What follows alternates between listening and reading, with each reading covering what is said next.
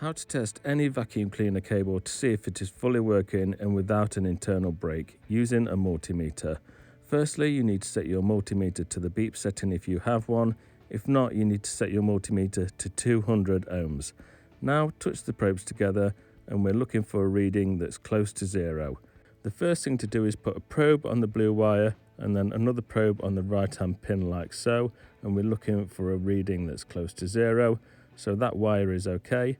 Then do the same on the brown one. We're putting the probe on the metal part and then onto the other pin on the left hand side of the plug. Again, we're looking for the reading to change to a number close to zero, so this cable is perfectly okay.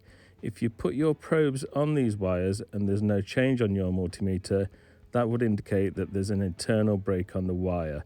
Sometimes they happen near the plug like so. In that case, you can just chop the cable, refit a generic plug, and your vacuum cleaner will work again. I hope you found this video helpful. Please subscribe to my channel, and this next video is one that YouTube has chosen for you.